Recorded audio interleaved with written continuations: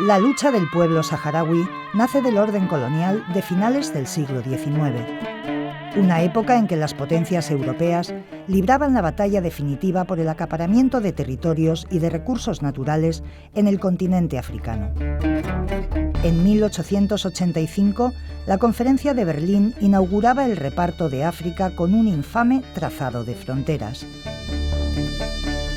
Líneas que afianzaron la gloria de los estados, pero que destruyeron pueblos, culturas y formas de organización milenarias. España entraba en un territorio de nómadas del desierto en la franja occidental del Gran Sáhara. Una comunidad de pastores beduinos, hablantes del árabe hasanía y devotos de la fe islámica. Tras firmar una serie de acuerdos territoriales con Francia, se definieron los límites del Sáhara colonial. Ocupaba al norte la región de Saguí al-Hamra y al sur la de Río de Oro.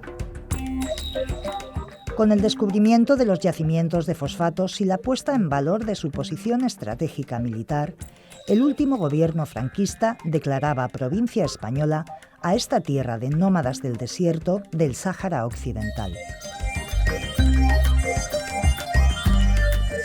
Esa imagen de desorden, soy antropólogo y cuando hablo del colonialismo, siempre esa imagen para mí es un sello que me representa el colonialismo. Es que venimos a ocupar esta parte para civilizarla, para convertirles en humanos, en personas, porque son salvajes, porque son gente enfrentadas entre sí, cortadores de caminos, como se decían, y entonces, bueno, pues esta es la imagen que daba el colonizador del dominado. Entonces, bueno, para mí el colonialismo es irrumpir dentro del orden de una sociedad, dentro de una cultura y convertirla en caos.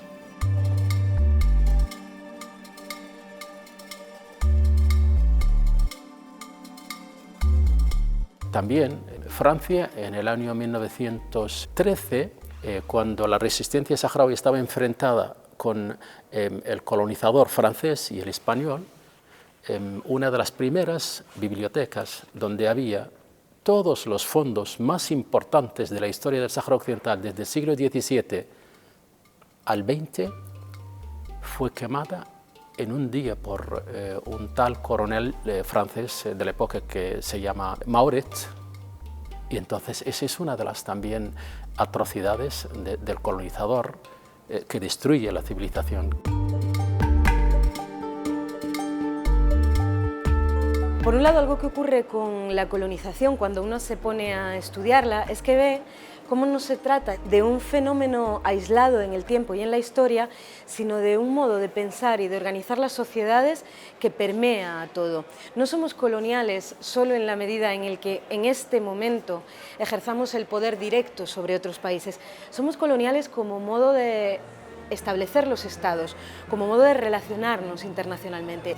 Los notables saharianos han acudido a rendir cortesía a las autoridades de la nación.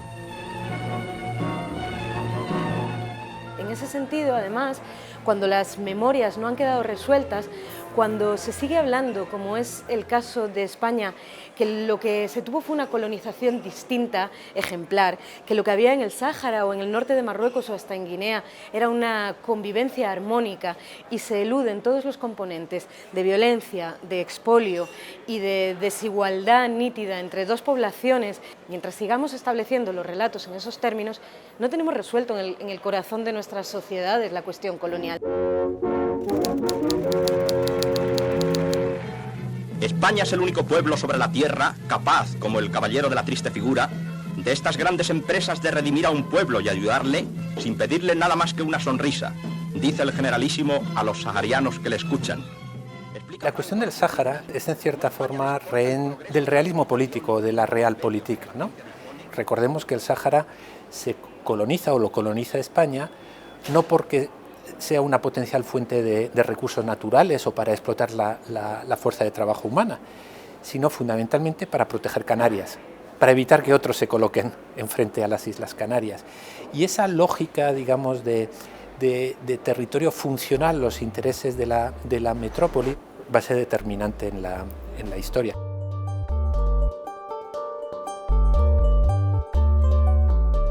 La colonización española no tuvo una presencia muy destacada, precisamente porque España no construyó en el Sáhara. España no integró a los saharauis.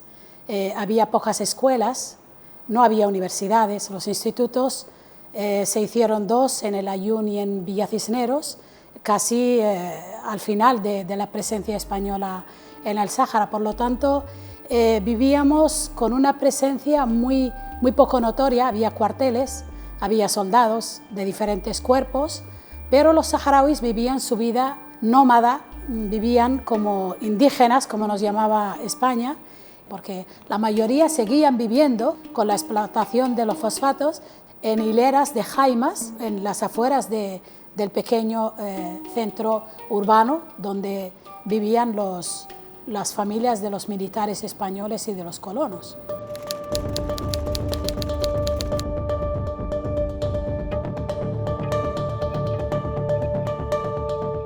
Era una época en la que todos los pueblos de África, todas las colonias, estaban reclamando la independencia y estábamos haciendo más o menos un trabajo que a nosotros nos parecía interesante, porque íbamos de casa en casa y reuníamos a las mujeres y les decíamos que si entendían que la presencia española era una colonización, para concienciarlas, ¿no?, de que el pueblo saharaui es un pueblo como el resto de los pueblos de África que tiene derecho a la independencia.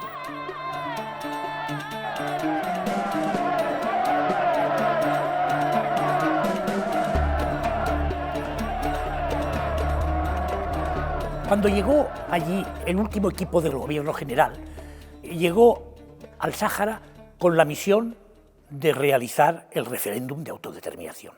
Es decir, ya el gobierno español había asumido que aquello era inevitable y había que hacerlo pues rápidamente, ¿no? Claro, esto suponía cambiar de política y cambiar las mentalidades. España, con relación a España, que ha defendido y defiende en todo momento la voluntad del pueblo saharaui ante las Naciones Unidas y ante el mundo entero. Mi jefe era el secretario general del gobierno, Luis Rodríguez de Biguri. Y como Rodríguez de Biguri era un hombre muy culto y era también licenciado en Derecho, pues preparó toda una batería de leyes y hizo aprobar a la YEMA, a la Asamblea General del Sáhara, una ley sobre pesca en el litoral atlántico del Sáhara Occidental. Ley en la que decía que los beneficios de la explotación de los recursos piscícolas eran propiedad de los saharauis. Cuando yo me incorporé allí, a la radio, me dijo: Dalmases, yo le autorizo a que usted diga todo lo que se produzca, diga siempre la verdad, no oculte la verdad, haga una radio, y luego me lo repitió cuando me encargó la redacción, la elaboración del periódico, que sea creíble. Que la gente no oiga lo mismo que ha oído durante muchos años, mentiras sobre la incondicional adhesión a España y demás, y tratando de ocultar lo que decía Naciones Unidas y lo que decían los países vecinos. La resolución de las Naciones Unidas había sido clara y terminante: autodeterminación para el territorio. El informe redactado por la Comisión del Organismo Internacional que había visitado el Sáhara, Marruecos, Mauritania, Argelia y Madrid no dejaba dudas. Autodeterminación. Porque Marruecos ya se sabía que estaba reivindicando el territorio, había una disputa en Naciones Unidas, la Corte Internacional de La Haya había dictaminado que Marruecos no tiene ningún vínculo con el Sáhara ni con su gente, y con Mauritania, que ni siquiera teníamos nada que ver. El día 24, el presidente Arias recibía en su despacho al ministro marroquí de Asuntos Exteriores, señor Araki, con el que mantenía una entrevista de 3 horas. Ese mismo sábado, el secretario general de la ONU salía con destino a Rabat para iniciar las consultas mandadas por el Consejo de Seguridad. Hasta entonces, hasta 1975, las Naciones Unidas habían llevado a cabo la descolonización del medio mundo mediante el ejercicio del derecho a autodeterminación. Y lo que le pregunta a la Corte es, bueno, hay 2 estados, Marruecos y Mauritania, que pretenden tener derecho sobre el territorio, dígame usted cómo tengo que resolverlo. ¿Llevo a cabo un referéndum de autodeterminación, como he hecho en el resto de los procesos de descolonización, o realmente había derechos previos de los 2 estados previos a la llegada de España al territorio y tengo que dividirlo entre ellos? Y la Corte fue muy clara. La Corte dijo, existieron vínculos jurídicos, lógicamente, entre las poblaciones del Sáhara, de Argelia, de Marruecos, de Mauritania, porque eran poblaciones nómadas, pero en ningún caso fueron vínculos de soberanía. Por lo tanto, ni Marruecos ni Mauritania tienen ningún derecho, ningún título jurídico sobre el territorio. Y además concluyó, el párrafo 162 del dictamen de la Corte dice la forma de resolver el conflicto es mediante la celebración de un referéndum de autodeterminación. O sea que fue contundente.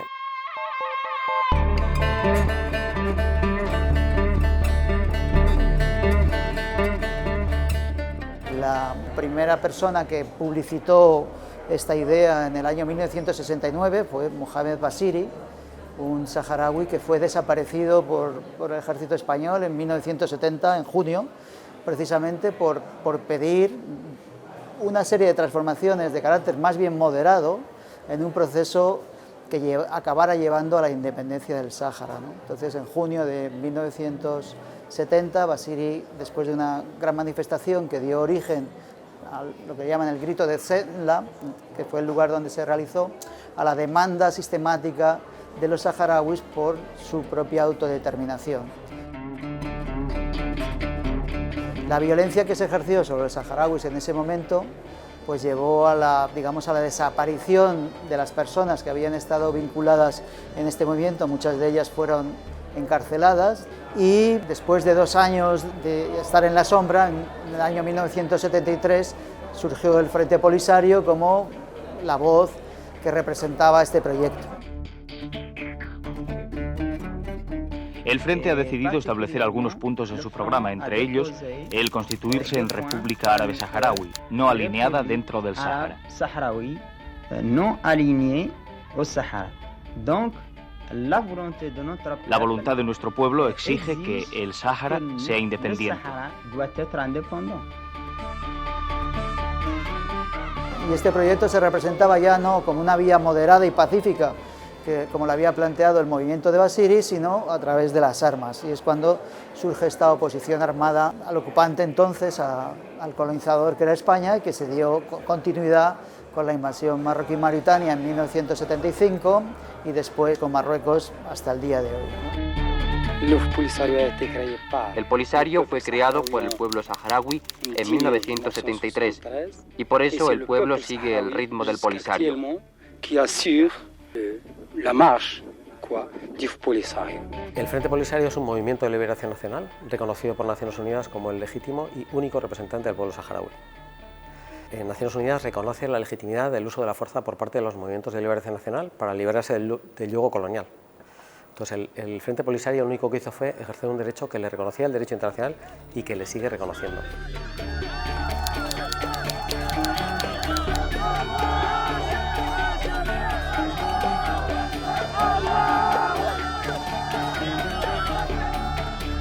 Yo he estado en contacto con la población saharaui.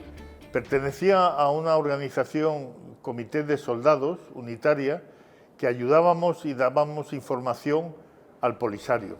Le dábamos planos, le dábamos cuestiones logísticas y desde el principio el general Gómez de Salazar, Luis Rodríguez de Biguri, que eran nuestros generales, nos decían que íbamos a defender a los saharauis de la invasión marroquí, porque la Marcha Verde, que era el teatro, que detrás estaba el ejército marroquí que ya invadía por el este el territorio. De la noche a la mañana llegaron órdenes de Madrid que levantáramos las minas, quitáramos las alambradas, dejáramos pasar la Marcha Verde y que nos preparáramos en un mes para irnos del territorio. Básicamente lo que hizo que Naciones Unidas paralizara el proceso de descolonización en el año 75 fue que Marruecos vendió ante Francia y Estados Unidos, estamos en la Guerra Fría, vais a permitir que se cree un Estado satélite de la Unión Soviética porque va a ser un Estado aliado de Argelia en la mitad de una zona que es de la OTAN. Y entonces Francia y Estados Unidos deciden que efectivamente hay que evitarlo. Ellos son quienes colaboran para construir el muro, con Israel también. Pero Marruecos es perfectamente consciente de que jurídicamente no tiene ningún derecho. Tuvimos que huir prácticamente escapando en la clandestinidad para que no nos pillara ahí el ejército marroquí, que ya había entrado en los primeros puestos del norte, como de Hausa, como Taj, como el Hagunía. Ya nos enteramos de que estaban entrando y entraron arrasando lo que encontraban a su paso. Daban la patada en la puerta y se llevaban a los hombres. Además vimos como en esas semanas ya había alambradas que las había instalado el ejército español y la policía alrededor de los barrios saharauis. Nos habían prácticamente encerrado. Entonces eso hizo que la población saharaui no confiara y empezáramos a huir como podíamos. Los saharauis huyeron por el desierto. Más de 50.000 mujeres, niños, murieron casi 500 niños en algunos bombardeos de napal y fósforo blanco. Todo eso lo vivimos, estábamos allí todavía, eran ciudadanos españoles.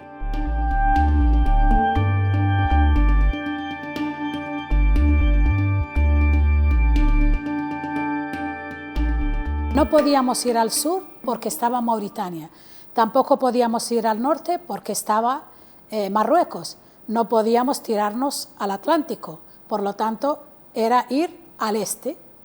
Ahí por lo menos sabíamos que habían puestos militares del Frente Polisario, había ya saharauis que se habían anticipado y por lo menos la frontera con Argelia no tenía ningún tipo de reivindicación y era nuestra salvación. Por lo tanto era ir al este pero sin saber dónde, ni hacia dónde, ni cuánto tiempo íbamos a estar. Yo me acuerdo que me despedí de mi familia diciendo que podía estar un mes o dos. Llevo 45 años sin volver.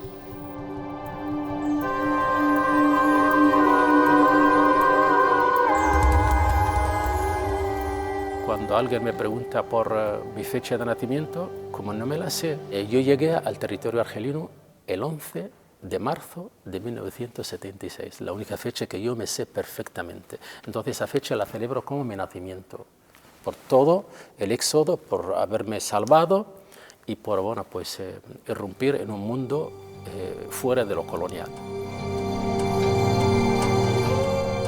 Recuerdo que cuando llegué a los campamentos de Tindouf, Argelia, en una zona que se llama Adam Soissant 15, eso estaba donde llegaban los primeros éxodos de los refugiados.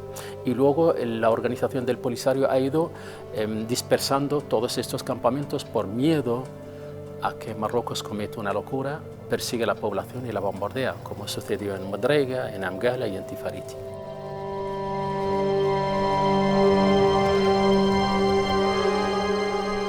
أنا جيت دفاع عن شبابي لله الحمد وحاجة اللي عندي صورة تعبر عن ذاك إلى ما خالتني الذاكرة هي معدل الشهر 276 وجيت ماني وحدي مع مجموعة كبيرة من الشعب الصحراوي نفرض عليها عنها تمرق وطنها تعبر عن رفضها لاتفاقية مدريد المشؤومة بعد من خانتنا حكومة مدريد وجيت ومن جيت في إطار نظامي تنظيمي الوطني الثوري الجبهة الشعبية لتحرير ساقية الحمراء للذهب ونعنت الجمهورية العربية الصحراوية الديمقراطية يوم 27 فبراير لأنه آخر جندي إسباني ما رقم 26 وعلى الجمهورية يوم 27 إياكم واللي يبين عدم شرعية الغزو الوطني وجيت في إطار تنظيمي طبعا تنظيم جاي والجبهة جات إياك تنقل المجتمع الصحراوي من الظلمات إلى النور. الخليج تنافس شديد بين الدول الاستعمارية. La escuela del 27 de febrero se construyó para que las mujeres pudieran contribuir no solo en la gestión de los campamentos, sino también en la construcción de las estructuras del futuro Estado independiente saharaui.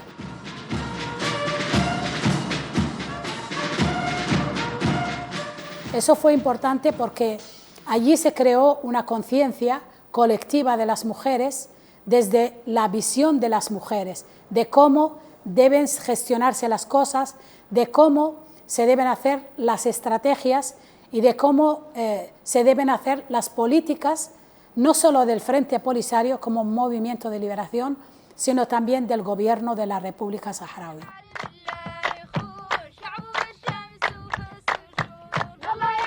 الإدارة فيها صحراوي والله صحراوية، والشرطة فيها صحراوي، والدراكيل صحراوي، والجندي صحراوي، يا رب يشهد عنا حامدين، والوزير صحراوي، والمدير صحراوي، والمعلم صحراوي. هذا مال رحمة، مال نعمة.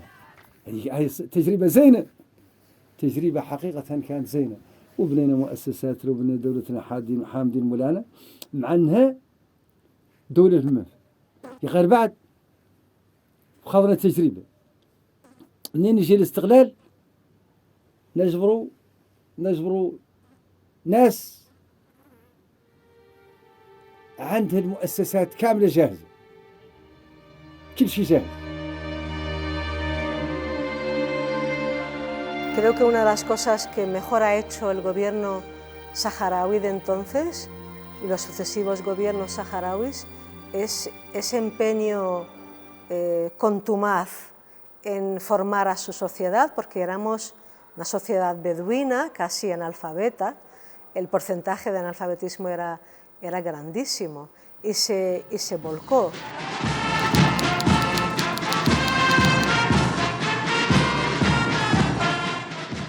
Recordemos que un par de decenios no es nada la historia de un pueblo, sin embargo el pueblo saharaui en ese sentido ha hecho un milagro. Yo como educadora, como docente, siempre he creído fehacientemente en la educación, ¿no? En la necesidad de educar. Creo que es el instrumento que nos puede hacer libres.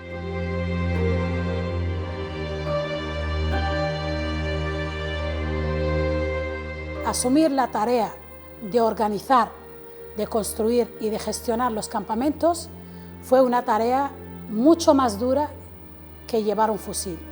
Y todo eso con un bloqueo informativo tremendo, sin recibir la ayuda humanitaria necesaria, porque ahora hay un conflicto y todas las agencias, los organismos, los países se movilizan y enseguida hay una situación de emergencia, pero es que el pueblo saharaui, no hay que olvidar que estuvo prácticamente 4 o 5 años sin que se reconozca el conflicto, sin que se reconozca que hay una guerra, que hay una invasión militar, porque precisamente España intentó ocultar eso, era materia reservada.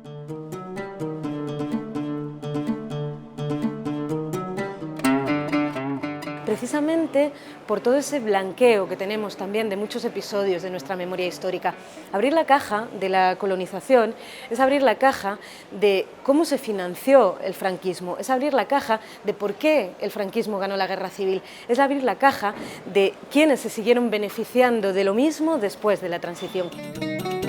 Los años 90 fueron muy importantes para el pueblo saharaui porque precisamente interviene la comunidad internacional y nos dice que nos van a presentar un plan de arreglo en el que tiene que haber un alto el fuego y de que se va a celebrar un referéndum. El 6 de septiembre de 1991 se firmó el acuerdo de paz, se constituyó de hecho una misión de Naciones Unidas llamada MINURSO, misión de Naciones Unidas para la celebración del referéndum en el Sáhara Occidental. Entonces la MINURSO viajó a las zonas ocupadas y a los campamentos de refugiados para empezar a confeccionar el censo de los votantes. Por fin, después de 16 años de guerra y de exilio y de separación y de injusticia sobre todo, se podía volver a visitar a nuestros seres queridos en las zonas ocupadas y sobre todo ver nuestra bandera por fin erigida en las instituciones en las zonas ocupadas, ¿no? Liberar el territorio nacional después de tantos años intentándolo se veía cada vez más cerca. ¡Ese muro lo vamos a tumbar! La autoridad del Polisario me ha dicho que ha llegado a un acuerdo con la MINURSO para que llegasen hasta aquí los manifestantes. Y la MINURSO tiene que velar por el derecho de la autodeterminación y no por la seguridad de Marruecos.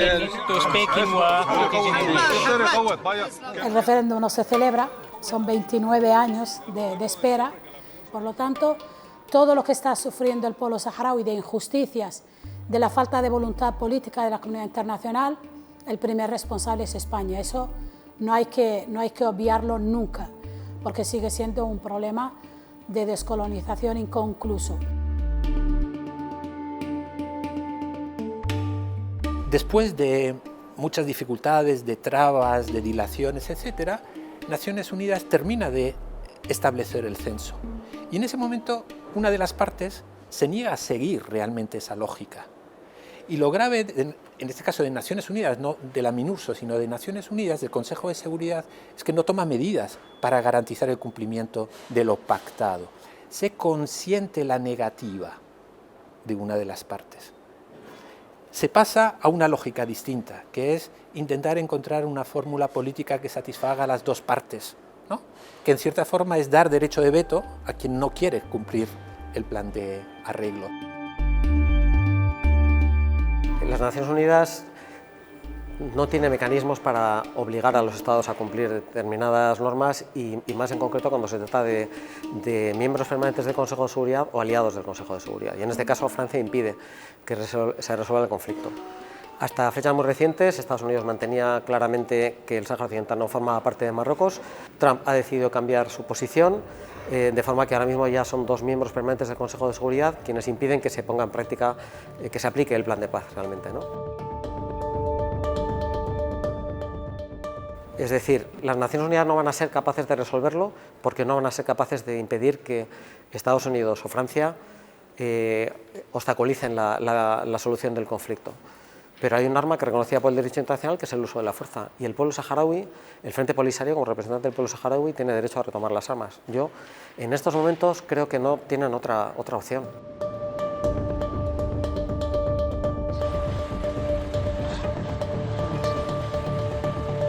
...45 años después se ve que el pueblo saharaui es uno de los pueblos más tolerantes, más pacíficos que hay sobre la tierra, a pesar de que ha sido abandonado por la comunidad internacional y que después del 13 de noviembre hemos visto que nos vuelven a empujar a una segunda guerra de liberación cuando nosotros llevamos 29 años apostando por la paz.